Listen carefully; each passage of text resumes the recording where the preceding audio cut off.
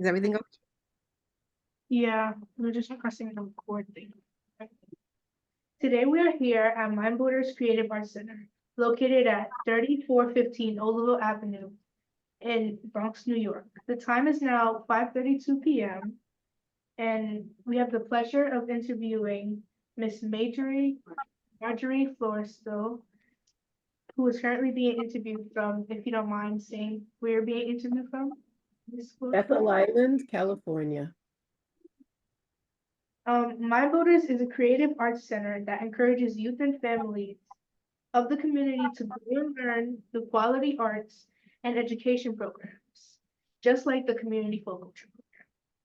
Here in the Dr. Beverly J. Robinson Community Folk Culture Program, we learn how to identify and document tradition bearers in our community, such as yourself, so we can preserve our culture. We also learn that folklore is the combination of two words, folk meaning people and lore meaning knowledge.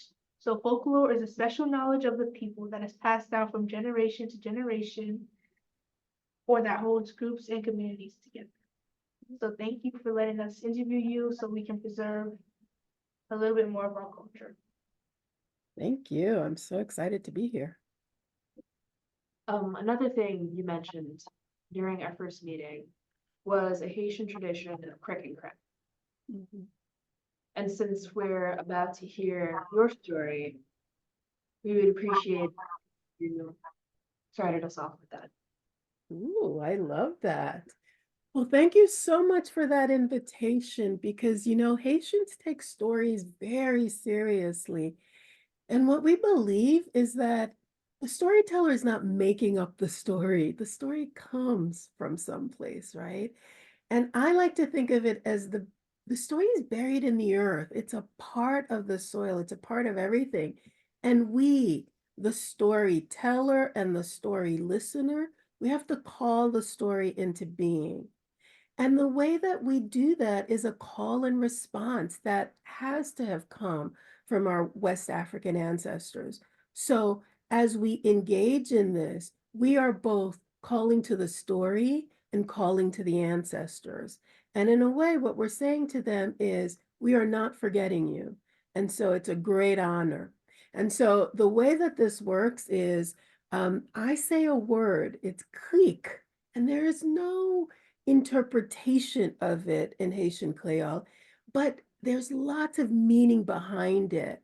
And because every storyteller starts with the word clique, we know what the meaning is. It's really saying, are you ready? Are you sure you're ready? Are you really ready to hear the story? And the audience always says clock, and they say it loud enough to like unbury the dead, right? To bring the story up from the ground and to bring it back and alive before us. And we can only do that if you're willing, right? So let's try this. Let's see how it goes. I say click, you say clock. Yeah, that story didn't hear anything from you all, and it is deeply buried in the earth.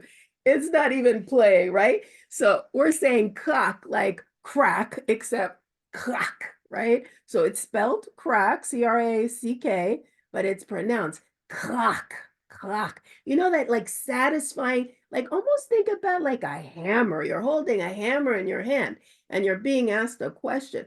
And if you want, even put a little bit of energy into it, right? And you go, whap, crack, right? So let's do this. Click.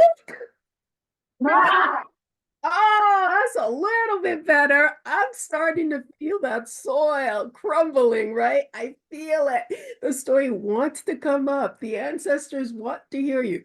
But they're like, I don't know who these shy things are because there's no shyness in our world. You got to sing it, you got to dance it, you got to yell it. So we're going to try this one last time, right? The story is aching to be told, but it could only be told with listening ears. And it wants to know you really want to hear it.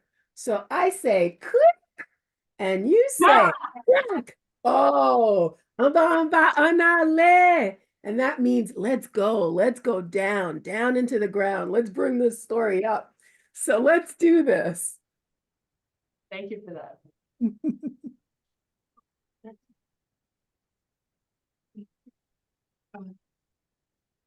So our first question is, what was your first experience with food and cooking? Ooh, that's a beautiful, beautiful question.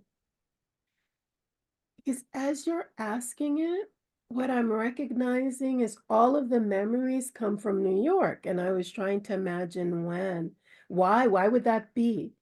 And I think it's because everything was normal, right? In Haiti. Like it was all I had ever known. I'd lived there until the age of 5.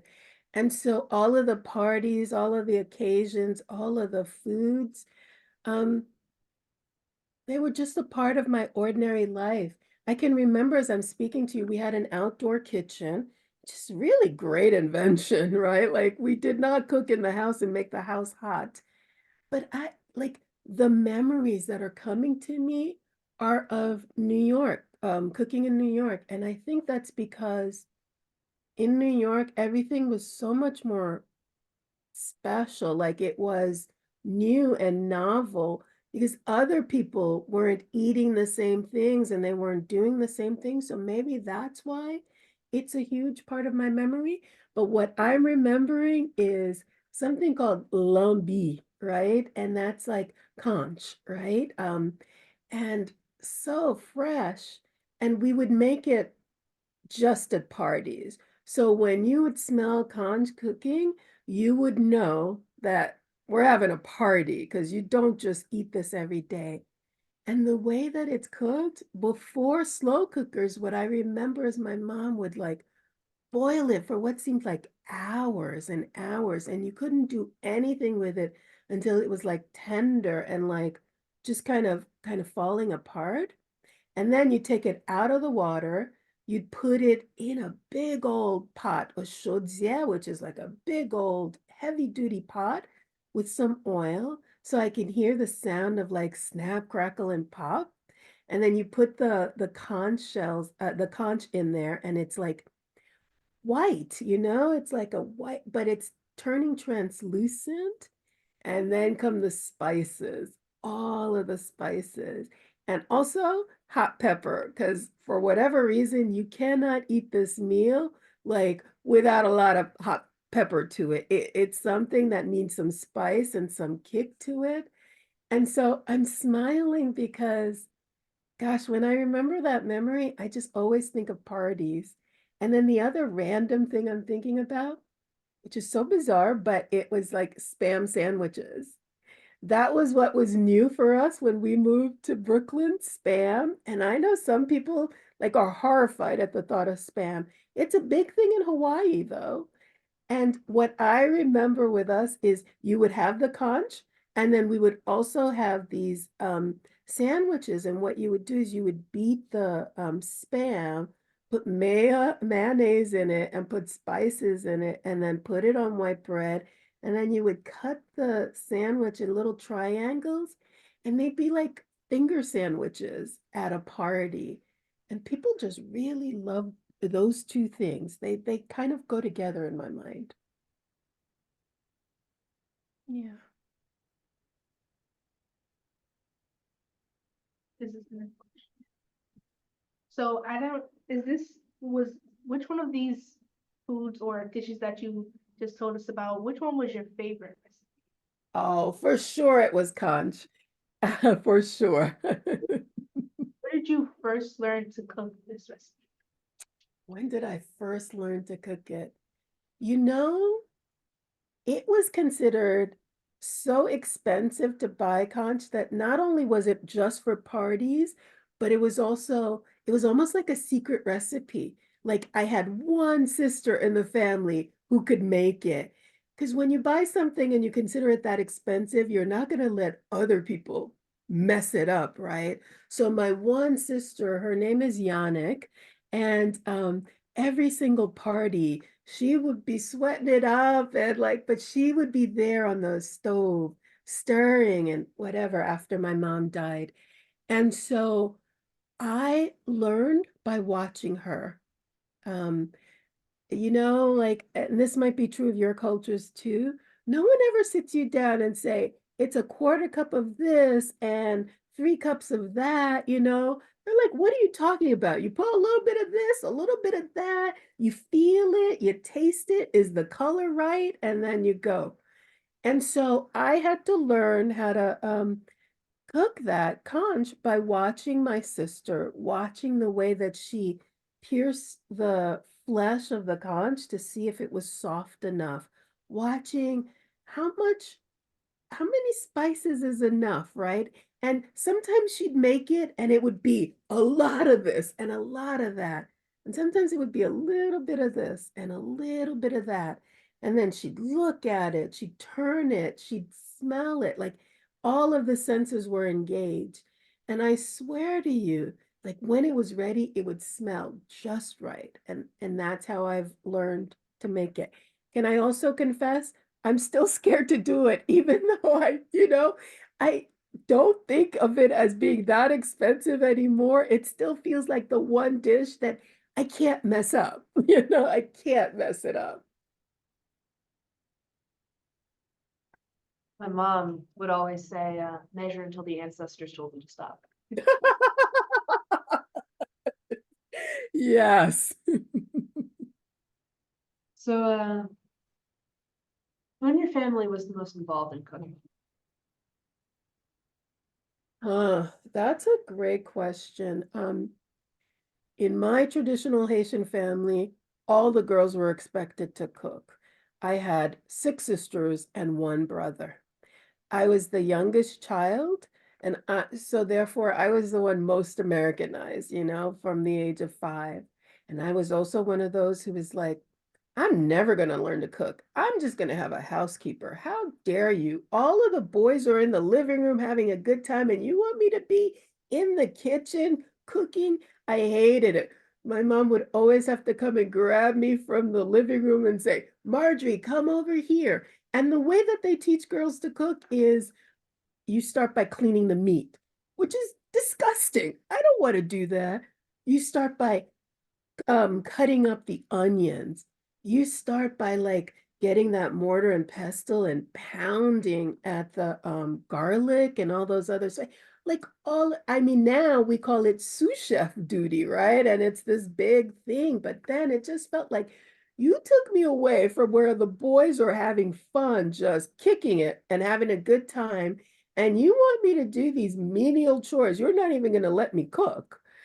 Um, so the answer to your question is all of the girls were expected to learn to cook despite ourselves.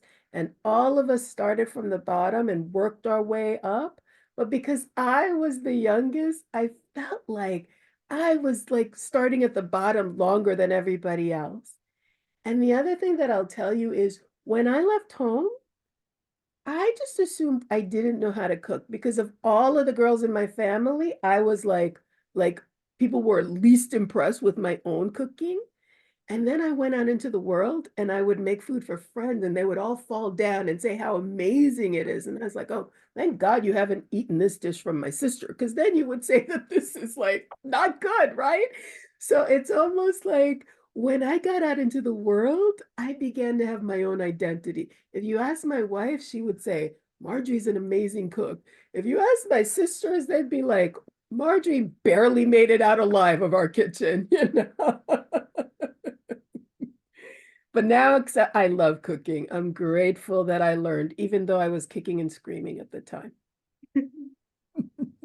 So thank you for that. I wanted to ask, the last time we spoke, you said that you tried to make an authentic Haitian dish in college, and I wanted to ask, what made you want to try and make a Haitian dish in college after so much time had passed of you like eating up and like consuming American food for so Yeah. long? Oh, that's such a beautiful question because it immediately puts me back in that little dorm room. And, I went to New York University. I was living in the dorms around Union Square. And this was back in the 80s, right? So there weren't Haitian restaurants. I was speaking to a friend the other day in Brooklyn, and she said, "Oh, I'm going to this vegan Haitian restaurant." And I was like, "What? Vegan and Haitian? These are not the two words that I expected to hear together." And you didn't hear that in the 80s, and you didn't find Haitian food in New York City. I know because you all are from the area, you'll know exactly what I mean. That the move from Brooklyn to Manhattan was as huge a gulf for me at that age as the move from New York to California. That is, Brooklyn had a whole different culture than Manhattan. And so here I was living in Manhattan, this very sophisticated life, and surrounded by people who didn't know my story and didn't have access to like any Haitian foods. And it felt incredibly lonely and isolating, right? I was tired of eating mac and cheese and ramen and all of that nonsense. And so what motivated me is I wanted the comfort of the familiar. I wanted an experience of feeling actually nourished and like I belonged because, NYU, at least in the 80s, despite the fact that it was a university in the middle of New York City, I found it not to be very diverse. Um, and I found that I was still pretty much of an outlier in a way that I wasn't in Brooklyn. I mean, I lived right next to Brooklyn College. They always had like Haitian events, even in the 80s, right? Like Haitian festivals. And I felt like I was in this whole new world in the middle of Manhattan, and I didn't know how to get back to something that was more familiar to me. And cooking Haitian food did that. It kind of told me no matter where I go, I'm home. So that's why. Thank you for that. Mhm.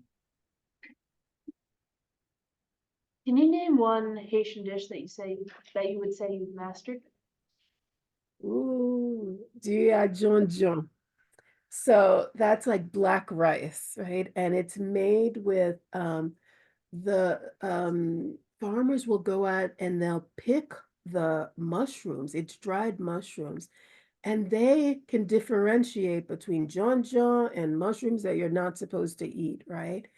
It's another one of those things that take a lot of time. They've got to dry the John John and then they package it up, and then you have to boil the John John because it's the mushrooms that's going to give the rice its black color. So in the old days, it was really hard to do that. You had to boil the mushrooms, get the water nice and black, then get out a something to wring it, right? So then you would like usually we'd have these little nets, kind of like when we used to make coffee in the old way, like you had these like these days we call them milk strainers, like they're just little milk bags, and then you kind of twist them um and you can get the liquid without getting the pith, the stuff, right? And so the thing about it back in the old days is you would invariably burn yourself. You had like a little thin piece of cloth. You had all of those dried mushrooms that had been boiled up, and you're squeezing every last drop of this precious black liquid to go and make the rice with. Now I throw it in my Vitamix blender, it's done and it's easy, but then it was work. So you learn to appreciate that. And then you boil up this black water with shrimp and green peas and, of course, onions and garlic and hot pepper. So you do all that and then you make the rice and it just comes out. First of all, not many people are used to seeing black rice. And here's this like beautiful, the color, it's like obsidian black. And then you taste it. And so many people are used to bland rice, like just plain old white rice. There's nothing bland about this, like the flavors of the mushrooms with the spices, with, a little hint of butter that you put in, and all of that care and attention. Like, honestly, my hands were always black and red from the heat, whatever. And these days, all my little American friends will, like around Christmas especially, they'll come over and they're like, "Are you gonna make that black rice? Are you gonna make that black rice?" I try really hard to get them to say John John, but they'll say something like John John. Are you gonna make that John John? I'm like, close enough. Yes, I'm gonna make Jojo tonight, you know? And they get excited about it. They get um transported, you know? And it just makes me remember, as I'm talking to you, I'm realizing I'm talking about lots of party foods. This was another kind of a party food, but it just reminded me of every Sunday dinner, every big party, um, all of these events with family and friends and connection around, all sitting around enjoying this incredibly delicious rice. It's my thing, for sure.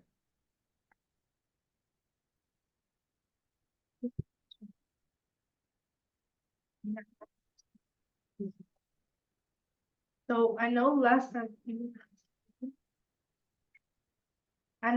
we spoke, you mentioned something that really stuck with me was you said that your umbilical cord was buried, um, under the mango tree, I believe, Under an uh, orange tree. Yes, under an orange. Mhm. in your home country, and had some familiarity with me because I remember like helping my mom with my siblings' umbilical cord and her burying it, but she never really told me like, what was the significance behind it. So I realized like when you said it, it didn't seem like weird or because I've heard it before, but I wanted to ask, what is the significance behind that? Ooh, I love that. And I love to hear that you participated with your mother because you're like, what, 3 generations behind me? And that ritual remains. At least as I understand it in Haiti, what happens is when a child is born, um, they get a particular orange tree. And orange trees are precious because they bear fruit, right? And the child, if they're entrepreneurial, can decide to sell that fruit at the market. They can eat from that fruit. They can gift it to friends. They can share.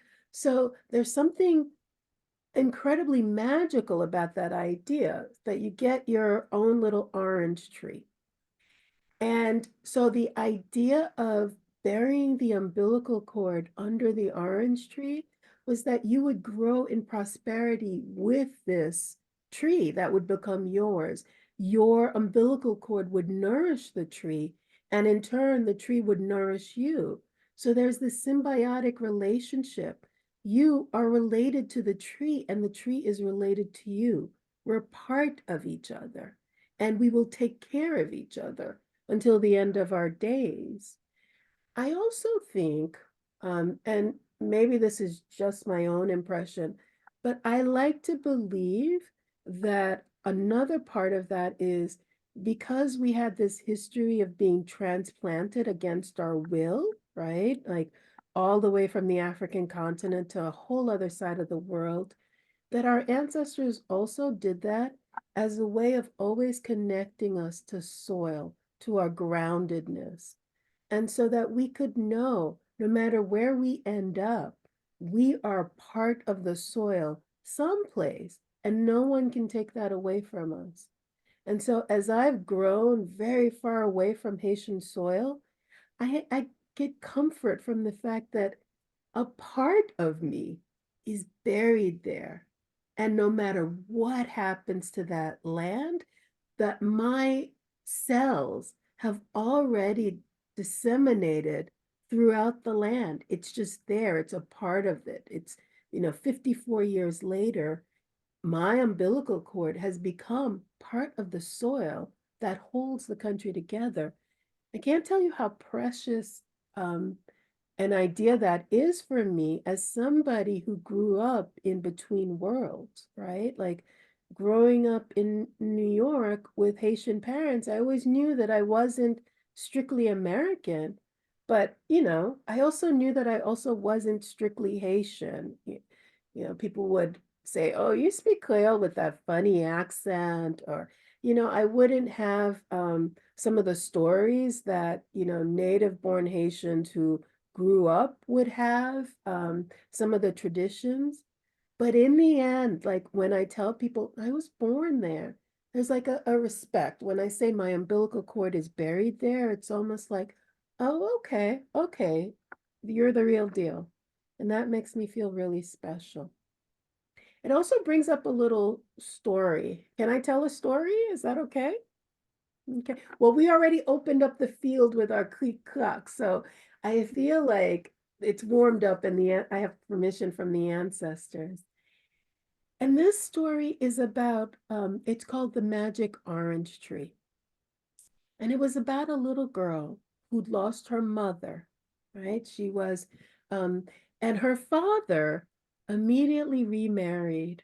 And her stepmother just is not a good stepmother.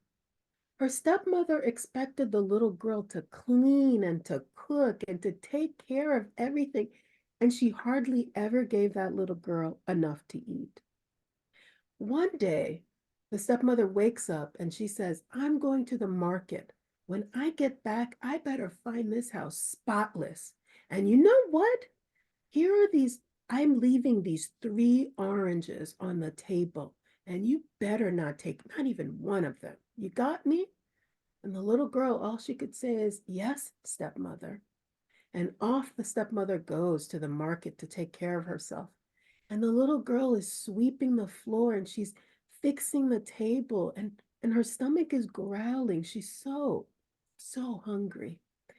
And she keeps staring at those oranges. They look good. They smell fresh, zesty. You know how oranges are, especially when you're hungry. And she couldn't help herself. She thought, I'll just take a little bite. Who could it hurt? So she grabbed one of the oranges and she smelled it, and oh, that smell. Next thing you know, she'd ripped it open and she'd swallowed it whole.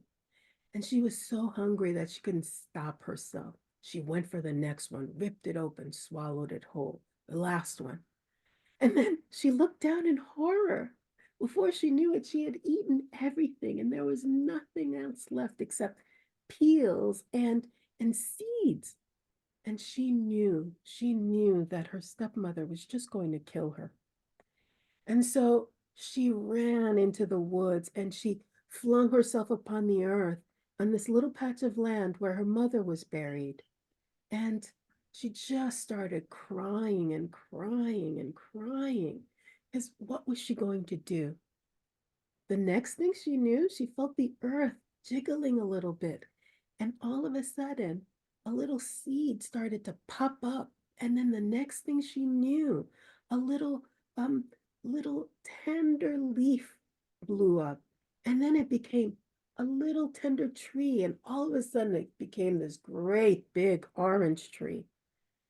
She was like, whoa. And she jumped up, she grabbed all the oranges she possibly could. She ate until she couldn't eat anymore.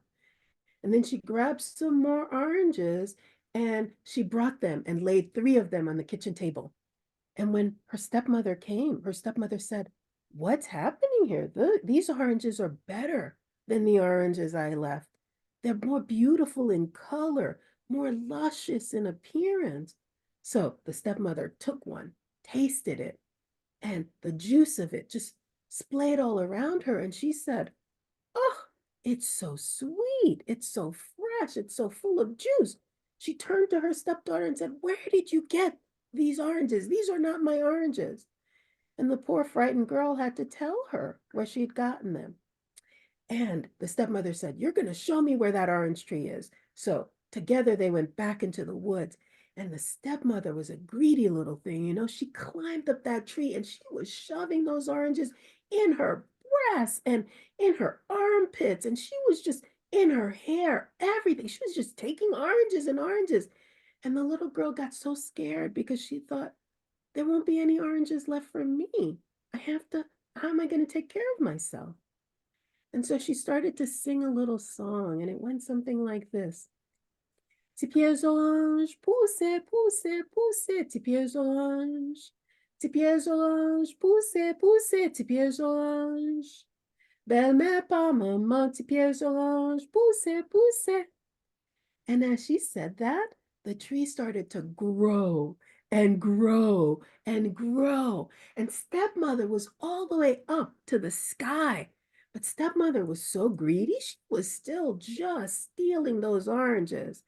And so the little girl sang another song. And she was like, Tes pieds orange, cassez, cassez, cassez, tes pieds orange. Tes pieds orange, cassez, cassez, cassez, tes pieds orange. Belle-mère par maman, tes pieds orange, cassez, cassez. And boom, the tree just broke and it fell. And stepmother, because she was not a real mother, just she scattered into 1,000 pieces. And the little girl took all of her oranges and she ran back home with them. And she sells her oranges to this day in the market. And that's how she keeps herself alive. And one day I went to the market and I saw her selling her wares and I said, Hey, give me one of those oranges. She said, After all I've been through, you dare? And boom, she gave me a kick in the pants. And that's how I've landed here to tell you the story today of the magic orange tree. And this story is finished. Thank you. Thank you. We want to ask if anybody else has any other questions that they want to ask before we start wrapping it up. Yes, I'd love that. Go ahead. Hopefully somebody can get the question.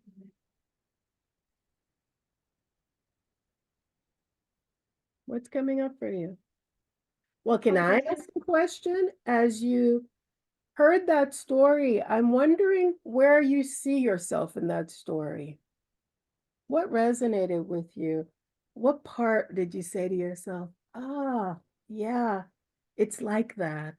Or, oh, I wonder.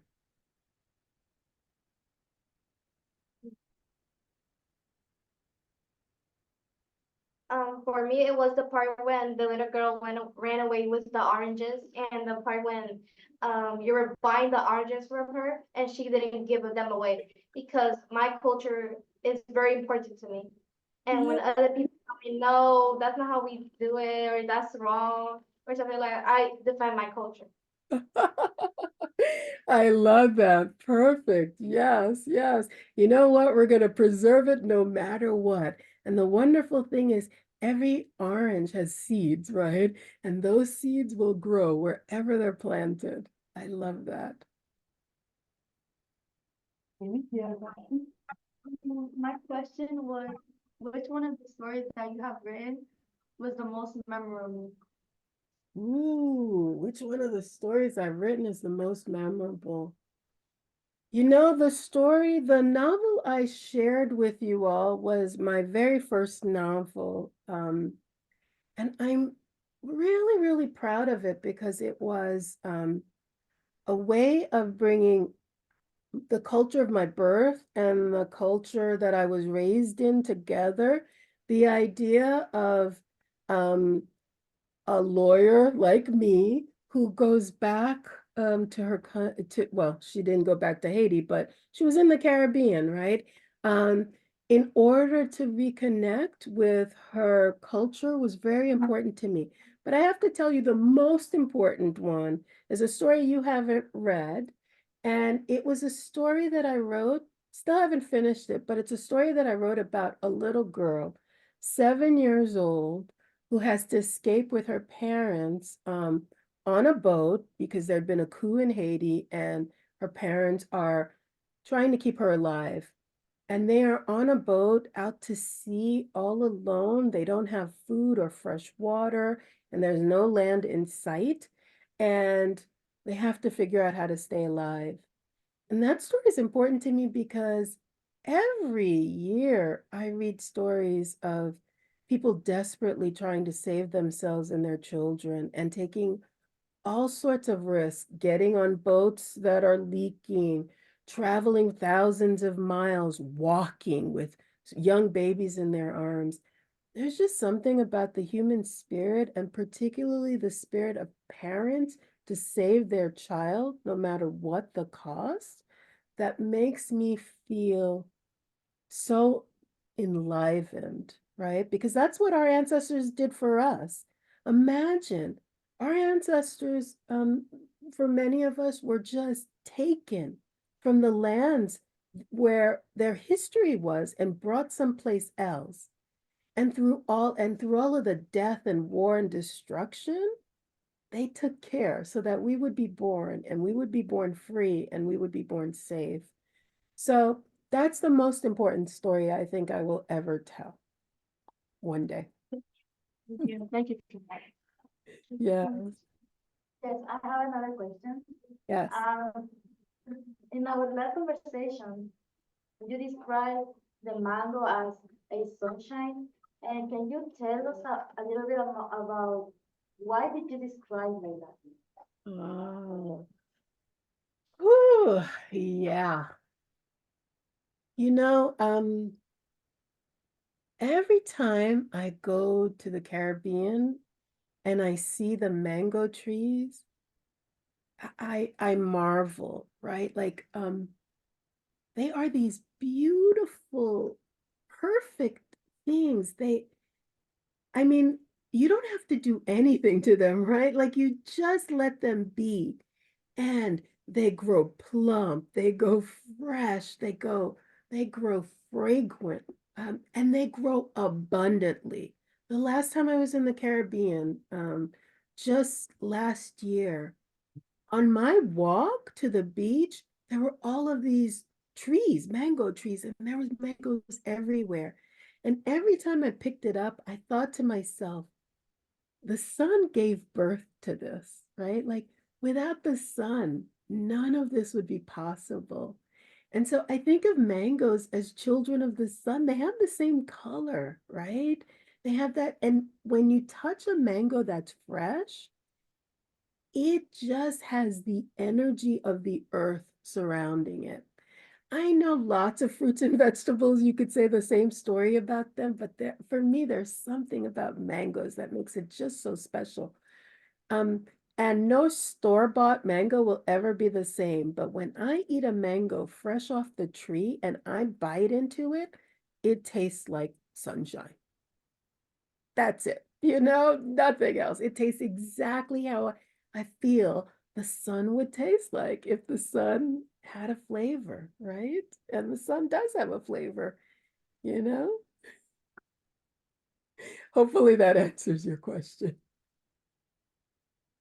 We wanted to say thank you for letting us interview you and for our last conversation as well. Plus this one, we learned so many things and got to hear so many different stories from your culture. And thank you for letting us interview you. Yeah. Thank you. It was a pleasure. Thank you, thank you. Thank you, all of you. I can't tell you how much it warms my heart that you're willing to listen, that you're doing this great work, because no story exists without the listener. Without you, there is no story. And because you choose to remember, our stories will never die.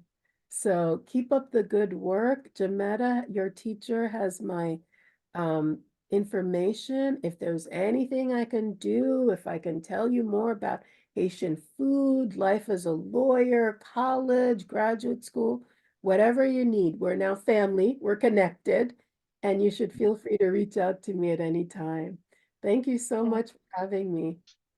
Thank you. Thank you. Bye. Bye. Thank you. And I'll talk to you soon. Thank you. Appreciate Bye. it.